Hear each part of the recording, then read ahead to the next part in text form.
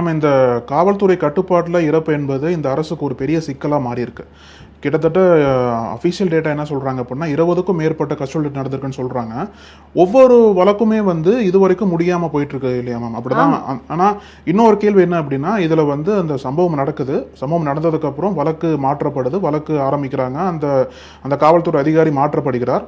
அதுக்கப்புறம் அந்த வழக்கோட திசை எதற்காக மாறுதுன்னு நினைக்கிறீங்க? எப்படிலாம் அந்த திசை அந்த திசை மாறுதா இல்லையாங்கிறத விட இதுல தாமதம் நடக்குது. இந்த தாமதம் அவர்களே திட்டமிட்ட தாமதமாகவும் இருக்கும். நீதிமன்றங்களுக்கு அதிக பலுவாக இருக்குதுன்னா அதுக்காக இருக்கும். அப்ப காவல்துறையில் செய்யக்கூடிய விஷயங்களுக்காக மட்டும் எப்படி எம்எல்ஏ எம்பி தனி கோர்ட் இருக்கோ அப்படி காவல்துறையின் மீதாக பதியப்பட்ட வழக்குகளுக்கு தனி கோர்ட் வேணும்ன்ற ஒரு கோரிக்கை வைக்க வேண்டி வரலாம். இருக்கிறதுலயே என்ன பண்ணலாம்? ஏதாச்சும் ஒரு வாய்ப்பு இருக்கு. தனி கோர்ட் வைக்கிற அளவுக்கு அந்த அளவுக்கு வழக்குகள் இருக்குன்னு சொல்றேன். நிச்சயமாக அப்போ இப்போ மனித உரிமை அமைப்புக்கு தமிழ்நாட்டில் இருக்கக்கூடிய மாநில மனித உரிமை ஆணையத்துக்கு வரக்கூடிய வழக்குகள்ல பெரும்பாலான வழக்குகள் காவல்துறைக்கு எதிரானது. ஏறக்குறைய 21,000 மனுக்கள் பெண்டிங்கா இருக்குன்னு சொல்லிட்டு ஒரு சமீபத்தில் பதவியேற்றும் போது ஒரு 2 ஆண்டுகளுக்கு முன்னாடி சொன்னாங்க. இன்றைக்கு இன்னும் அதிகமாக இருக்கும். அப்போ அதெல்லாம் கண்டும் காணாமல் போய்கிட்டே இருக்கு. ஆயிரக்கணக்கான வழக்குகள் இருக்கும்போது மாவட்டம் தோறும் காவல்துறையில் இருக்கக்கூடிய குற்றவாளிகளுக்காக பண்ண வேண்டியது இருக்கு. பல நேரங்களில் மூடி மறைக்கப்படுதுங்கிறது தான் உண்மை. இப்போ நீங்கள் சொன்ன அந்த விக்னேஷ் வழக்கு கூட இப்போ நாங்கள் பார்த்துட்டு இருக்கோம். ஆனால் எதுவுமே அதுக்கப்புறம் நடக்கல. அது 1 லட்சம் ரூபாய் கொண்டு போய் ஒருத்தர் கொடுக்குறாரு.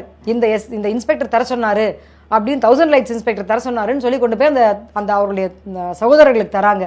அந்த பணத்தை கணக்கு எழுதி அதனுடைய சீரியல் நம்பரை எழுதி இன்றைக்கு வரைக்கும் அந்த தன்னுடைய சகோதரர் இறந்து விட்ட மிச்சம் இருக்கக்கூடிய தம்பிகள் கொண்டு போய் ஒப்படைக்கிறதுக்கு போனால் அதெல்லாம் நாங்கள் வாங்க முடியாது, யாருன்னே தெரியாதுன்னு சொல்றாங்க.